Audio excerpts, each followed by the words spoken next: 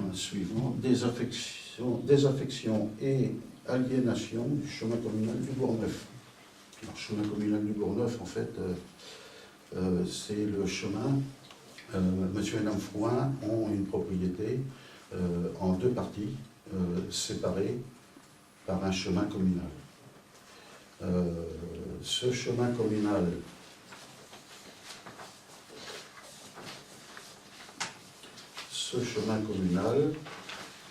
donc il est répertorié.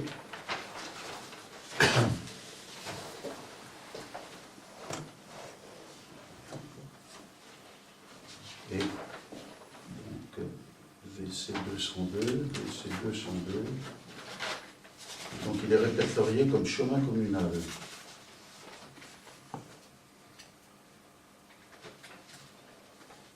Je ne le retrouve pas ici.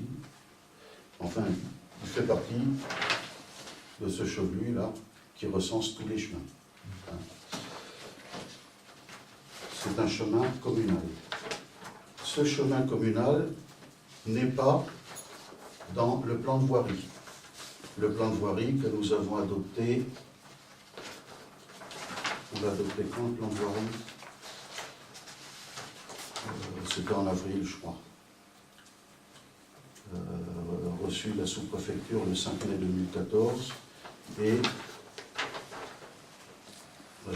j'ai plus la date, mais c'était en... C'est au Conseil d'avril, parce que au Conseil d'avril. Au Conseil d'avril. Ah ben ça, c'est autre chose. Qu'il soit écoulé, c'est autre chose. Mais ce que je veux dire, déjà, pour le situer au Bourgneuf, entre les deux parties de chez Frouin, fait partie des chemins communaux, ne fait pas partie de la voirie communale. Il y a une différence entre les chemins communaux et la voirie communale. La voirie communale est affectée à la voirie. Les chemins communaux ne sont pas, ceux qui ne, à partir du moment où ils ne sont pas dans le plan de voirie, ne sont pas affectés à la voirie communale. C'est-à-dire que la commune n'est obligée d'entretenir que ce qui est la voirie communale, c'est-à-dire ça. Les chemins communaux, il n'y a pas d'obligation, si on peut, on entretient, si on ne peut pas, on n'entretient pas. Ce n'est pas une obligation. C'est pas une obligation. Mais par contre, on a obligation d'entretenir la voirie communale. C'est-à-dire ça. On a validé en avril 2014. Donc le chemin en question, chez Frouin, c'est un chemin communal qui ne fait pas partie de la voirie communale. Voilà. Il est donc dans ce qu'on appelle le bien privé le domaine privé de la commune. Cela dit, pour le vendre, pour l'aliéner, il faut qu'il soit désaffecté de sa fonction de chemin. Il n'est pas voirie communale, mais il est chemin communal. Donc il faut le désaffecter de cette fonction de chemin communal. Et ensuite, on peut le vendre. Alors pour désaffecter, la procédure est la suivante. Il faut une délibération du conseil disant qu'on veut désaffecter ce chemin, sa fonction de chemin, et l'aliéner, premier temps. Donc une délibération. Ensuite, le maire fait un arrêté qui décide, qui enclenche comment on appelle ça, une enquête publique. Voilà. Donc l'arrêté du maire a pour objet de lancer l'enquête publique. Et au vu du résultat de l'enquête publique, donc, si l'enquête publique dit non, il vaut mieux pas le vendre. Si l'enquête publique dit il peut être vendu, à ce moment-là, il y a une deuxième délibération du conseil pour dire on le vend. Voilà. Donc, sachant que comme on vend, on ne va pas dépenser de l'argent. Ça serait malheureux. Ce serait malheureux. Donc, moi j'ai dit à monsieur et madame Frouin, parce que nous en fait on n'est pas demandeurs. Nous,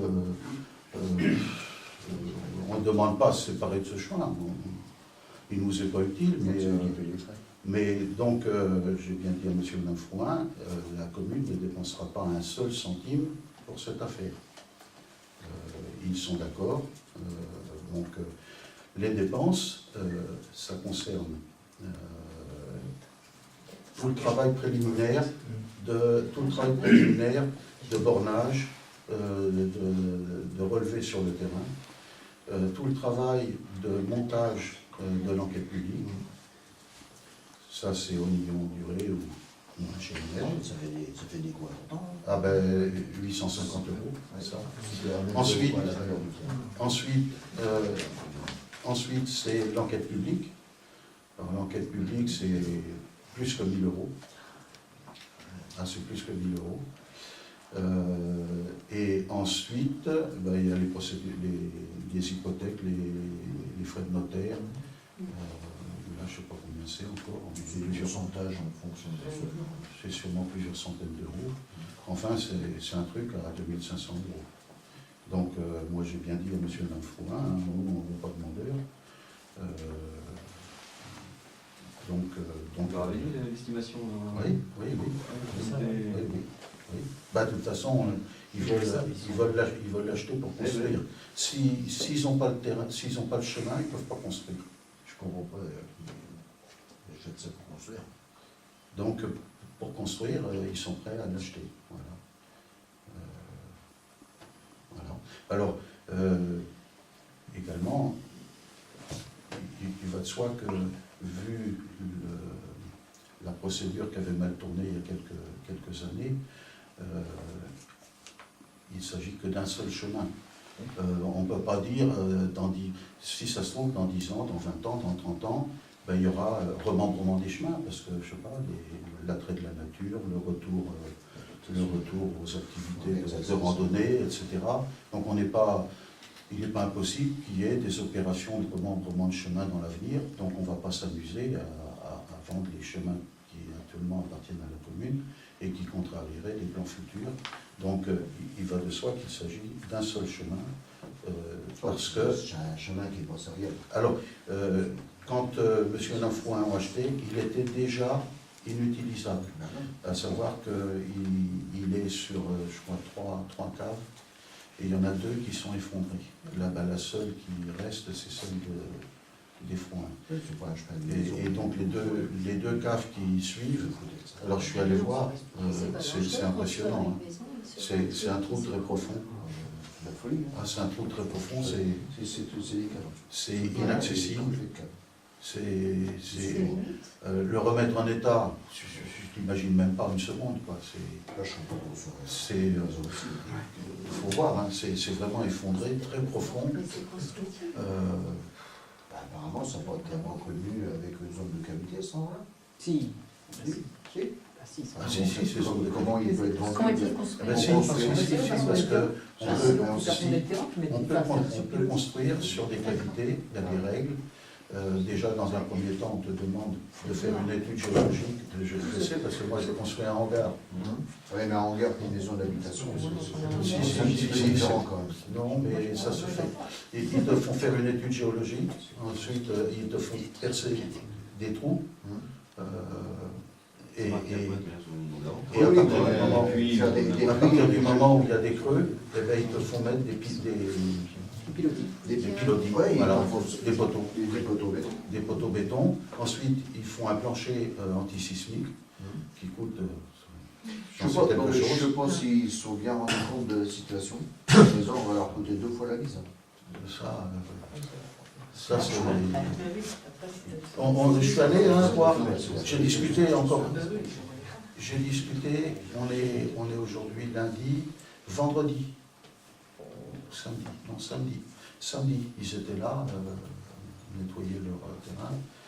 On en a discuté et tout, et bon, ils le veulent. Donc ils savent. Enfin voilà, donc si vous en êtes d'accord, ben, c'est la première phase, c'est-à-dire la délibération qui dit on vend. Hein. Après, c'est un arrêté pour lancer l'enquête publique.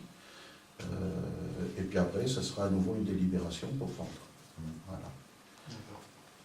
Voilà. Sachant qu'on vend que celui-là. Et effectivement, quand M. et Mme Frouin ont acheté le chemin, il était déjà inutilisable. Il était déjà effondré.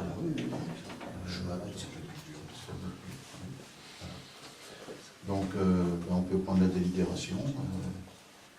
Est-ce que quelqu'un est contre la vente de ce chemin? Qui s'abstient? Bon, voilà, donc la première phase est enclenchée. Il n'y aura pas d'autre chemin. Étude de la SARL Le Maçon pour le réseau d'eau pluviale de l'église. Donc, personne n'ignore qu'on a eu un problème de mérule dans la sacristie de notre église. Ce problème est dû à de l'humidité permanente. Cette humidité permanente est due à l'absence d'évacuation des eaux pluviales. Les gouttières tombent directement au pied des murs. Voilà.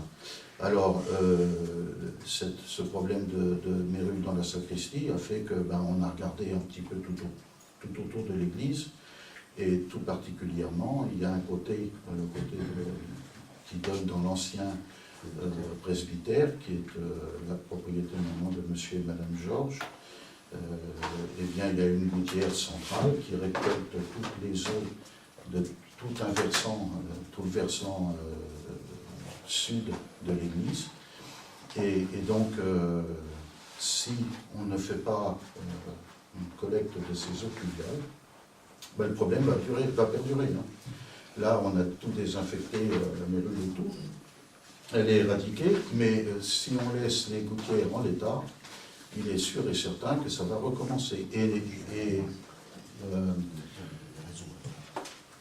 Au milieu de l'église, à côté de chez monsieur et madame Georges, en face de cette grosse la descente de chez nous en 125. Eh bien, il y a à l'intérieur de l'église les tuffeaux qui commencent à être attaqués par l'humidité.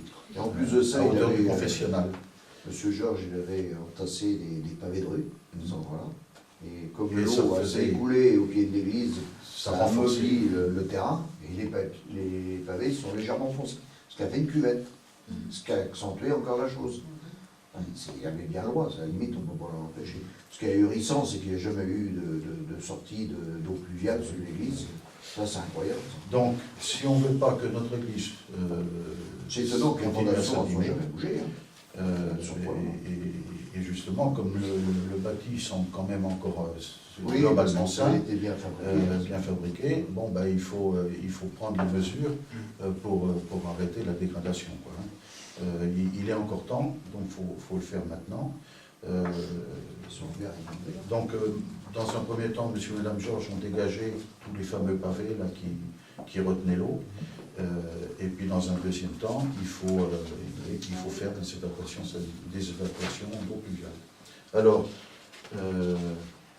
l'entreprise, le maçon a été contacté et on a un devis hors taxe de 2280 €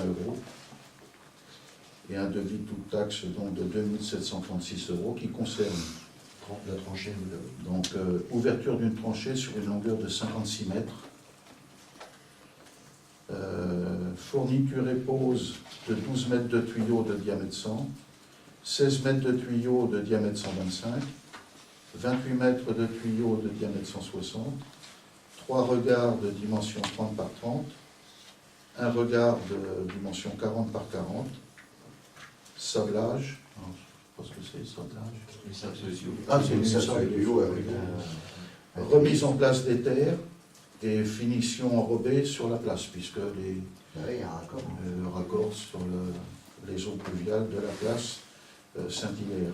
Voilà. Donc, tout ça nous fait 2280 € hors taxe et 2736 € toute taxe. Pour l'avis des spécialistes, c'est raisonnable. Ça me paraît pas exorbitant. Il ne faut pas qu'on tarde. Il y a du travail quand même à faire. Il y a du boulot à faire, il ne faut pas qu'on tarde. Il faut le faire avant l'hiver. Donc, mais l'abri, là, il l'a dépassé. alors l'abri, monsieur le maçon, qui est le patron de l'entreprise, dit que non seulement, et c'est pas gênant pour... Ça abrite le pied du mur. mais en plus, ça abrite aussi le pied du mur. Comme de leur côté, monsieur et madame Georges m'ont dit qu'ils veilleraient à ce que... Bon, là, j'ai déjà constaté que tout avait été bien dégagé devant l'église, hein, tous les tas de pierres, tout ça, c'est parti. Et ils se sont engagés à ce que les apports de l'église soient de toute façon, entretenus. sa tranchée, il va la faire. Donc ça ne gêne pas. Donc ça gêne pas. Un bon mètre du pied de l'église. Voilà. Bon, après, le côté technique, je ne sais pas, mais bon, Bruno Le Maçon dit que c'est pas gênant. Georges, ils ont commencé à bien nettoyer, c'est vrai qu'ils ont fait du boulot, Oui. et ils se sont engagés à maintenir les abords. On a affaire à des gens qui sont assez conciliants. Voilà, donc je pense que l'abri à bois, on va le laisser, hein, on n'y touche pas. Et pour la tranchée, c'est pas gênant. Il va penser que la méditation sont autour. Avec le mélange en bras, peut-être qu'il peut penser. Enfin, je pense que Non, ça. Autour. Pas ici, là. Il y a des arbres à côté. Donc, Ça va faire crever. moi je propose que